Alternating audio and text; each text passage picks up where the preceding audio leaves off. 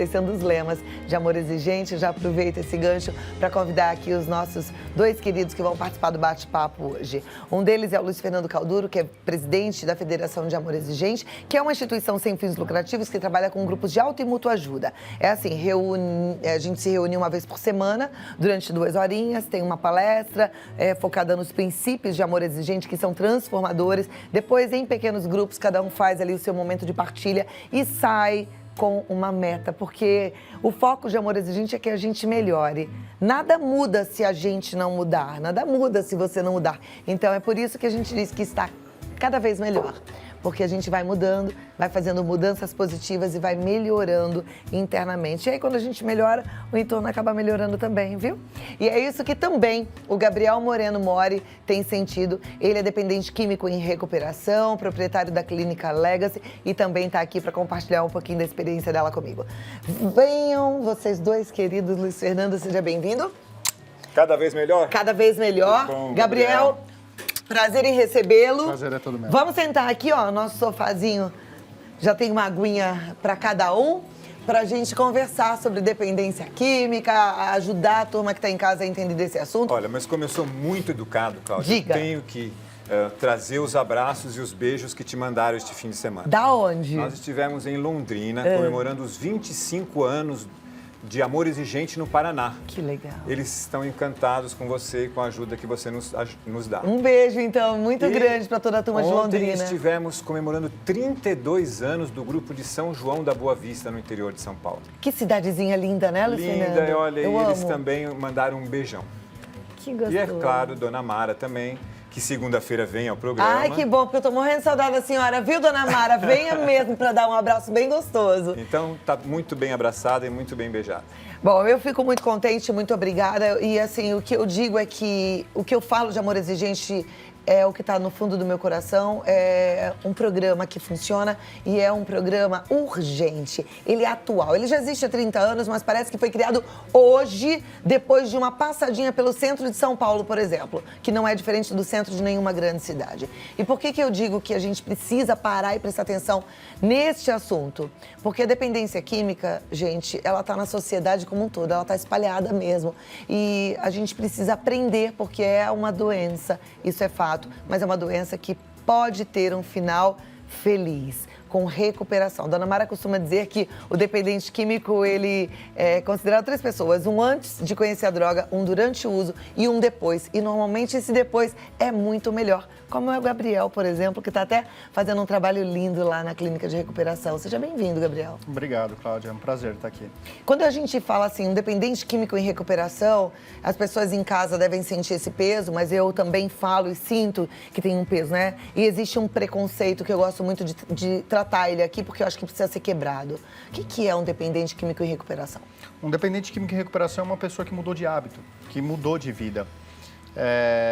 E como todos nós sabemos, né, a dependência química é um problema muito grave, de difícil recuperação, né, difícil aceitação pela sociedade, por isso, inclusive, que tem muito da questão do preconceito, né? Então, pro dependente químico, pelo fato dele já ser um dependente químico, ele já vai enfrentar batalhas maiores nesse processo de recuperação, mas é possível. E você é um dependente químico em recuperação e você era dependente de que droga?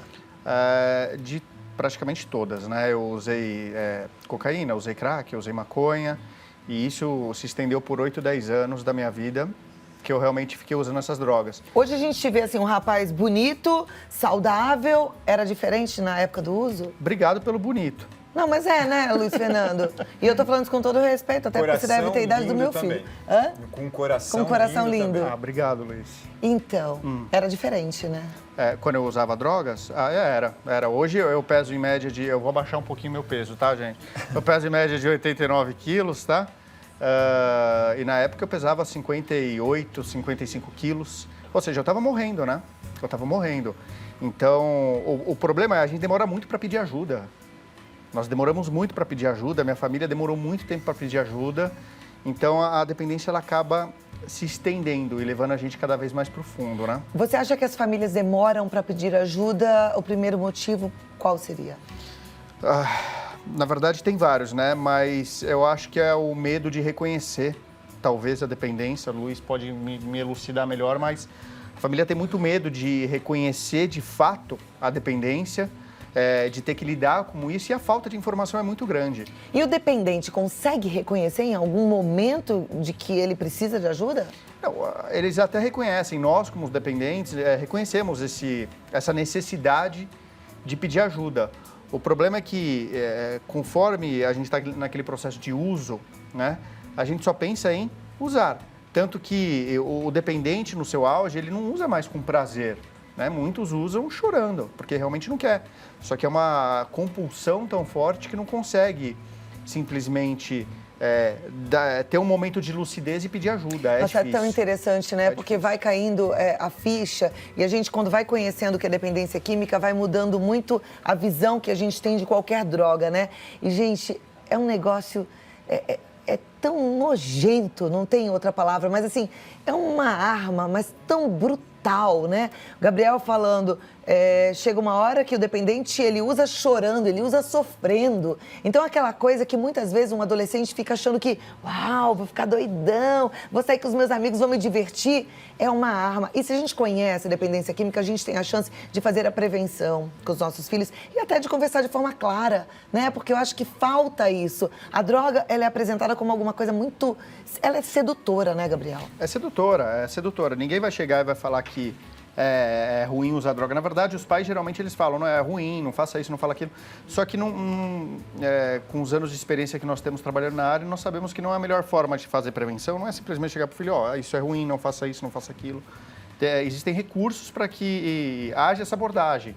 E o maior problema eu acho ainda, uma opinião muito particular minha, que não há uma cultura disseminada em termos de prevenção no nosso país. Não há. Não há. As pessoas não compram a ideia de prevenção, elas esperam acontecer um problema para que efetivamente corra atrás para solucionar. Quer dizer, é tão mais barato prevenir, né? Mas as pessoas não fazem. Espera dar um problema. Vai levar um carro no mecânico, espera o carro dar problema, não faz uma manutenção preventiva, entendeu? Então, eu acredito que seria muito mais fácil dessa maneira. Fazer a prevenção, né? Porque senão acontece, por exemplo, como o Aldo, é uma história que a gente vai mostrar agora. Por curiosidade, por achar que é legal, por achar que vai ser divertido, ele experimentou e começou a usar maconha, isso com 12 anos de idade. Mas a presença de drogas na vida dele foi aumentando, até que ele também chegou ao crack, como o Gabriel. E em meio a tanto sofrimento, o nascimento da sobrinha veio dar um novo sentido à vida e fez ele perceber que ele precisava de ajuda. Então, o grupo de apoio foi fundamental para que o Aldo pudesse se recuperar e você também acompanha agora essa história.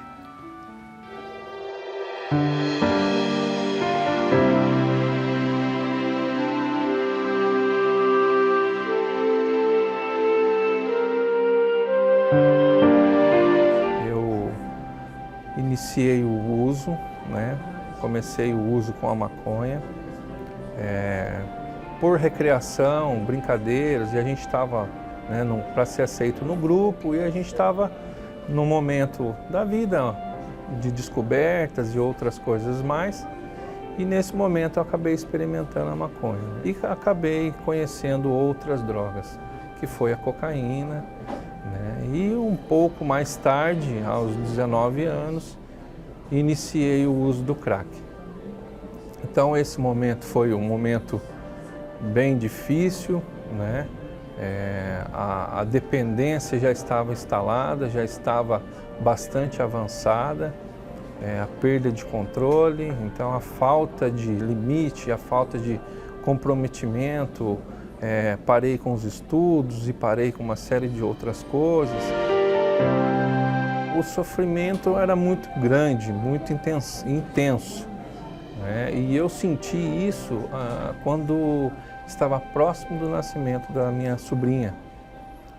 Eu tive uma sensação de que eu não iria ser uma pessoa positiva para ela. Esse foi o meu primeiro pensamento, e o pedido de ajuda realmente veio através do sofrimento. O sofrimento era muito grande, por tentar parar eu não conseguia, por tentar inúmeras vezes e eu não conseguir, por mais que eu pedi vários momentos e eu acreditei naquele pedido que eu não iria usar mais, mas o descontrole e a compulsividade era muito maior e eu não conseguia parar. Foi aí que eu pedi ajuda porque eu estava perdendo tudo, inclusive a minha família. A dependência química realmente me causou muitos problemas, mas a recuperação me deu frutos de vida novamente. Com a ajuda dos 12 passos e com a força de vontade, eu consegui me reorganizar como cidadão e como uma pessoa em busca de melhora. Eu pude ter o prazer de transformar a vida de quem eu era para transformar na pessoa que eu sou hoje. Hoje eu sou um cidadão, graças a Deus, eu tenho família. Eu aprendi muitas coisas em recuperação, através da ajuda dos companheiros, através da ajuda dos grupos, através da espiritualidade. Tudo isso me deu uma base para que eu me sentisse vivo. E eu deixo uma mensagem que é possível parar de usar e viver e encontrar uma nova maneira de viver.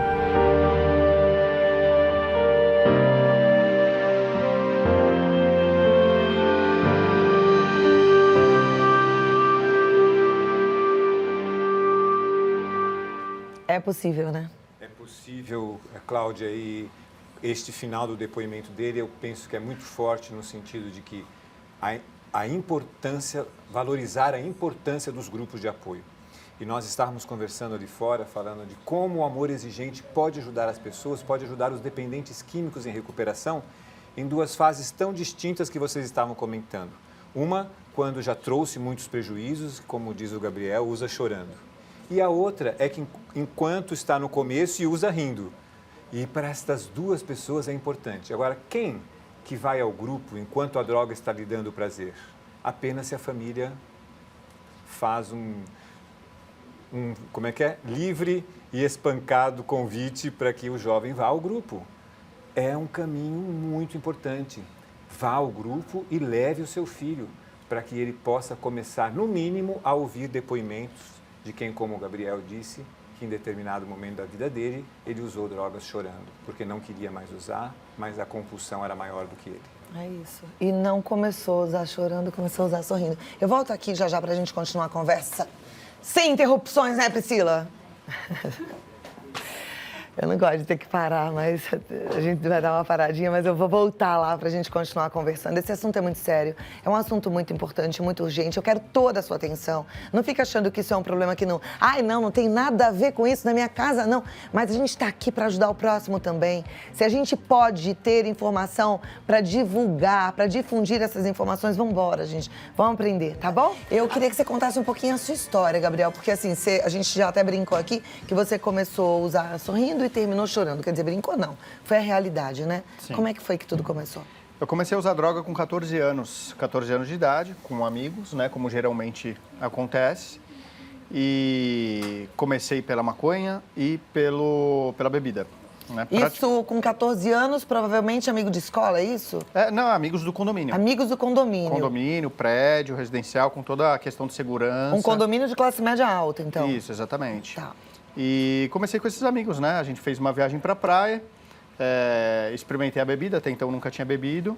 E sobre o efeito da bebida, eu acabei também experimentando a maconha, coisa que eu já ouvia muito falar e sempre ouvi coisas boas, entendeu? Que fazia bem, que era gostoso e tal. Acabei me envolvendo e pouquíssimas vezes tinham conversado comigo sobre droga, seja família, seja ações nas escolas ou em qualquer outro lugar. Uhum. Então, eu acabei usando, acabei gostando. E a partir daí eu fui desenvolvendo a dependência, né? E eu acho muito importante falar isso, por praticamente 6, 7 anos eu fumei só maconha, né? Eu praticamente não usava mais nenhum outro tipo de droga. E sempre tinha aquele pensamento, né? Não, eu jamais vou usar qualquer droga química, jamais vou cheirar cocaína, jamais vou fumar crack. Isso é coisa de nóia, ou seja, a gente começa com um baita julgamento, né? Que isso daí realmente não vai acontecer com a gente. Ocorre que a gente sempre vai estar envolvido com outras pessoas que em algum momento vão estar usando outra droga. Eu acabei conhecendo o crack, por exemplo, misturando crack com maconha, né? Que a gente chama de mesclado. Então, foi assim que eu comecei a ter contato com o crack, entendeu? Isso depois de vários anos, né? Vários anos usando só maconha. Aí eu comecei a me viciar no crack. Aí, quando eu não tinha crack, comprava cocaína, aí já começa a usar tudo, né? Então, quando eu fui ver, eu já estava assim num barco bem fundo, já tinha abandonado os estudos, já tinha abandonado 2 faculdades E assim, eu cheguei literalmente num fundo de poço. Roubava as coisas dentro de casa para sustentar o vício. Então... A sua família percebeu esse uso da droga enquanto você ainda estava, na metade desse caminho? Não, percebeu, né? Tanto que todos já sabiam que eu fumava maconha, mas até então as famílias, né? Eu posso dizer em linhas gerais, pelo tempo hoje que eu tenho de experiência na área. Mas a minha família, assim como inúmeras, milhões de outras famílias no país, acreditava que eu iria conseguir superar aquilo ali. Por quê? Porque até então era só maconha, entendeu? Não, a sociedade tem muito disso, né? O só maconha. É só maconha? Vai internar por quê? É só maconha? Qual o problema? Ele tá calmo.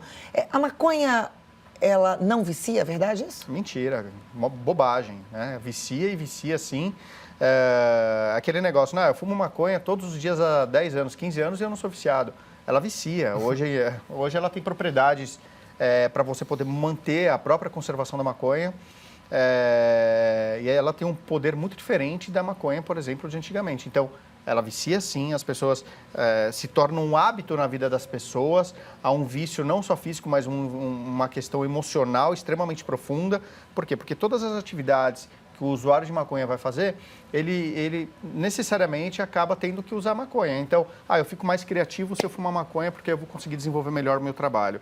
Eu consigo prestar mais atenção nos estudos se eu fumar maconha. Quer dizer, se não fumar maconha, perdeu o brilho da vida, entendeu? Então, eu não consigo mais dar risada naturalmente, eu não consigo mais fazer um esporte ou qualquer outra coisa. Agora, eu vou até tocar num ponto que é delicado, mas assim, tem algumas pessoas que falam, poxa, mas eu conheço gente que fuma maconha há anos, que tem trabalho, que tem filhos, e eu acho que não tem nada demais. A maconha, ela tem efeitos diferentes em pessoas diferentes? Tem, cada pessoa tem um organismo diferente, entendeu? A questão o final é sempre o mesmo. O final é sempre o mesmo. E é muito comum que as pessoas que usam a maconha ou qualquer outra droga, elas sempre vão visualizar o quê? Os cases, entre aspas, assim, de sucesso, né? Que, na verdade, não é sucesso. Tá usando droga não é sucesso, entendeu? Mas eles sempre vão olhar para aquelas pessoas que, de alguma forma, tiveram algum tipo de sucesso e não vão olhar para aqueles cases que é o maior número de pessoas, são cases fracassados, né? Que perderam tudo, que não deu em nada, que desenvolveram comorbidades psiquiátricas agudas, entendeu? Então, assim... Por exemplo, comorbidade psiquiátrica aguda, o que a maconha pode desenvolver? Pode desenvolver esquizofrenia. Aumenta o índice em muito do desenvolvimento de esquizofrenia. Então, assim, cada vez mais cedo, quanto mais cedo a pessoa começa a usar droga, principalmente na fase da adolescência, maiores as chances dela desenvolver transtornos psiquiátricos, transtorno de personalidade e esquizofrenia. Então, a ideia da prevenção propriamente dita é fazer com que a pessoa vá, o mais tardar possível, ter qualquer tipo de contato com qualquer tipo de droga. Entendeu? A esquizofrenia, mas também a síndrome amotivacional. E essa eu acho que em maior número de pessoas. O usuário fica amotivacionado, ele fica ligado naquilo e a produtividade de estudo cai, a produtividade de trabalho cai, a ambição, claro que nós não devemos ser ambiciosos, mas devemos ter uma ambição de produzir, de querer ter as nossas coisas, não é? E a maconha traz essa amotivação de conseguir viver plenamente. Olha, tem algumas perguntas que já chegaram aqui. Uma telespectadora de Votuporanga, ela fala assim, eu sou mamãe de um adolescente de 16 anos.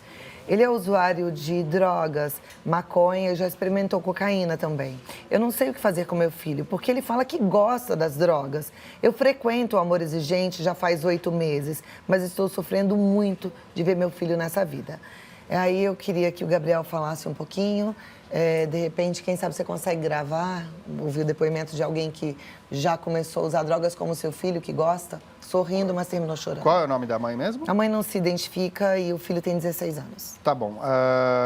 O que eu posso dizer para essa mãe é que continue frequentando o Amor Exigente. É de suma importância que essa mãe continue frequentando o Amor Exigente, que não perca jamais a esperança, tente levar o seu filho junto nas reuniões de Amor Exigente. Por quê? Porque muitas vezes o nosso cérebro aprende por repetição, né? Então, por mais que ele não queira parar, por mais que ele goste de usar maconha, entre outras drogas, é muito importante que a senhora continue frequentando esses grupos de autoajuda, pedindo ajuda. Por quê? Porque o Amor Exigente, além de te dar condições de te ajudar a achar uma rota de recuperação, ele vai te dar condições de superar essas dificuldades independente das ações e das atitudes do seu filho. Saiba que não é só a senhora que vive esse problema, milhares de pais também aqui no nosso país hoje vivenciam esse problema, mas o mais importante é, a senhora está frequentando um grupo, é muito importante que a senhora continue frequentando esse grupo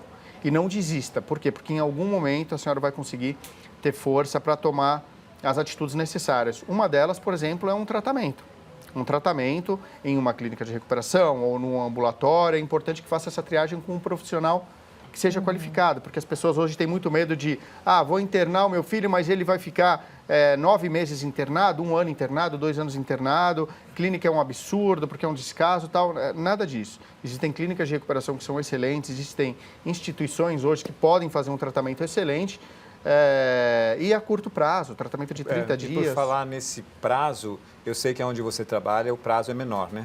Isso, na nossa clínica de recuperação, por exemplo, nós trabalhamos com prazo menor de tratamento. Por quê? Porque nós trabalhamos de maneira intensiva, né? Em cima, um tratamento individualizado. Então, a gente faz um tratamento de 30 dias, de 60 dias, de 90 dias. Então, não tem mais aquele estigma de tratamento de 9 meses, 1 ano, por aí, entendeu? Não tem. Por quê? Porque é um tempo mais reduzido. A gente trabalha muito forte na questão da desintoxicação, depois reinserção social, para que a pessoa possa dar continuidade nos grupos de autoajuda. Tem que ter uma manutenção. Tem que ter a manutenção, o grupo de autoajuda é vital, né? Agora, eu estou pensando aqui, Luiz, essa mãe com esse filho de 16 anos, né? Provavelmente ele não deve usar drogas há tantos anos. É a hora de agir, né? É isso mesmo, meu amor exigente tem o Defiforex, né? Que é defina um plano de ação, fixe a prioridade, formule da maneira como você vai fazer a sua ação e execute. E com o apoio do grupo. Então, o Gabriel respondeu com muita clareza que sozinhos nós não damos conta mesmo. E 8 meses já é um prazo que as ações começam a acontecer, tá perto de vir o sucesso. Então fica firme e forte aí, turma de Votuporanga, cuida dessa querida, viu? Parte da família. Iraneide, do Belém do Pará, ela fala, Gabriel, dê mais sugestões, fale mais um pouco sobre como devemos argumentar com o jovem que cita os casos das pessoas que usam maconha e conseguem não ir para o fundo do poço. Entendi o que ela está falando, que o jovem vai falar, não, mas eu conheço gente que usa maconha há anos e nunca aconteceu nada. É importante assim, a primeira coisa que eu posso falar para a senhora é para que jamais, pelo menos não sem conhecimento, não sem apoio, fique batendo de frente com o dependente num primeiro momento. Por quê? Porque por falta de informação, por exemplo, né? Então, às vezes, ao invés de ajudar, a gente acaba, muitas vezes, atrapalhando. É muito comum que o dependente de maconha, ele sempre vá pegar casos e trazer para a família dizendo o seguinte, a maconha não faz mal, existem estudos científicos dizendo que a maconha ela é medicinal, de que ela vai fazer bem para a saúde, não existe nenhuma morte correlacionada ao uso de maconha. Então, são sempre estes mesmos argumentos, né? São argumentos extremamente superficiais. Em contrapartida, existem diversos estudos e artigos científicos hoje em dia que estão à disposição da população em geral, mostrando realmente o potencial ofensivo que é o uso da maconha, né? Então, procura, quando o seu filho, por exemplo, for conversar contigo a respeito da maconha, dizendo que ela faz bem, primeira coisa que eu posso falar, tente levar ele no grupo de amor exigente. Tente levar, porque o grupo de amor exigente ele pode dar esse apoio, ele pode dar todas as informações necessárias e o seu filho vai ver na prática, na íntegra, realmente quais são os prejuízos que a droga traz, entendeu? Então, tente levar ele nos grupos, tem diversos artigos científicos que mostram realmente os prejuízos que a maconha pode trazer hoje em dia. E ainda assim, eles vão querer argumentar dizendo que está tudo bem, que não é nada disso, que para ele faz bem, só que as coisas não funcionam assim. E sempre buscando uma ajuda profissional, é muito importante. Interessante, eu estou lembrando do seu depoimento que você falou que você começou usando maconha e você acreditava que ela não seria a porta de entrada para outras drogas, né? Sim. Você tinha isso claro na sua cabeça, mas aconteceu contigo, né? Com absoluta certeza. Durante 6, 7 anos eu fumei só maconha, sem nenhuma outra droga, E é fato, foi um fato consumado que, depois desse tempo, com amigos envolvidos em outras baladas, em outras festas, acabei conhecendo outras drogas. Então, assim, hoje o adolescente ele pode não imaginar que isso vai acontecer com ele, né? Ele pode não imaginar, mas vai acontecer, vai. Isso é certo. Se ele não utilizar outras drogas, ele vai desenvolver, além da síndrome amotivacional, ele vai desenvolver algum transtorno de personalidade psiquiátrico com a mais absoluta certeza. Ai, gente, o tempo aqui é sempre curto para esse assunto que é tão importante. Então, eu vou te convidar mais uma vez, toda segunda-feira eu faço isso, para participar de um grupo de amor exigente. Tem uma última pergunta aqui que eu vou fazer, porque já ajuda, inclusive, no que eu estou explanando. O amor exigente é vinculado a alguma religião, filosofia? Não. Ela é de espiritualidade pluralista, todas as religiões são bem-vindas. A gente acredita que precisa, sim, ter uma espiritualidade. Essa espiritualidade pode ser trabalhada da forma que você encontrar como certa para você, de acordo com seus princípios e valores, mas ela realmente funciona, é um caminho, né, que dá certo para a qualidade de vida, para a felicidade, que todo mundo deveria participar. São vários grupos, você vai entrar no site amorexigente.org.br. Tem a tela aí? Porque aí em cima, no canto esquerdo superior, tá lá, ó, grifado de vermelho, tem um localiza aí. Você clica ali, já coloca onde é que você mora, qual é a região, e já abre uma mapinha com vários endereços e você vai à reunião mais próxima da sua casa. Não deixe de frequentar. E de verdade, não precisa, e eu espero que você nem frequente porque tem algum problema. É simplesmente para aprender, para fazer prevenção e para ajudar a quem precisa e principalmente para se ajudar. A gente é o maior beneficiado lá, não é? É outra coisa. E por falar no nosso site, o Thiago Bianchetti, que é o administrador do site, ele me deu uma notícia linda essa semana, que nós já atingimos 10 mil visualizações por mês. 10 mil pessoas entram no nosso site todos os meses. 37 mil páginas visitadas. E 75% dessas pessoas são mulheres. E adivinha qual é o dia que o site é mais visitado? Na segunda. Segunda-feira. Gratidão, Cláudia. Não, muita toda gratidão minha também de aprender e de crescer com Amor Exigente. Eu frequento o grupo de Amor Exigente no Morumbi, tem vários em São Paulo, tem vários no Brasil todo, tem até fora do Brasil, no Uruguai, no Chile. Enfim, entra no site para você começar a frequentar, porque faz toda a diferença na vida de qualquer pessoa, tá? E muito obrigada. Força, fé e alegria. Posso deixar uma mensagem para as famílias?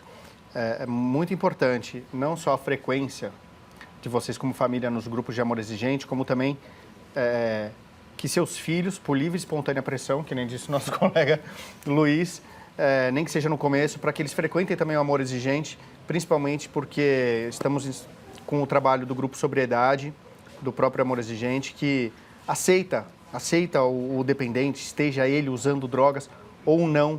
É uma reunião que realmente busca contribuir significativamente para que o dependente químico ele possa, de fato, encontrar uma rota de recuperação. E nós estamos lá, abertos, todos os dias, em vários locais do Brasil, para receber esse dependente, receber essa família e dar o apoio que muitas vezes eles não encontram. É um trabalho maravilhoso, gente. E neste sábado, curso no Hospital Cantareira, inscrição no site. Curso de sobriedade, Sobriedade. tá? Olha, o Gabriel Moreno Mora, ele está na Clínica Legacy, que é o www.clinicalegacy.com.br, o site. O WhatsApp é 0119 5052 7083. E o Luiz Fernando é o nosso presidente, amorexigente.org.br. Muito obrigada. Nós que agradecemos. E até a próxima. A gente se encontra amanhã, né? Ó, estamos 3 aqui do mesmo grupo. Isso, Coisa boa.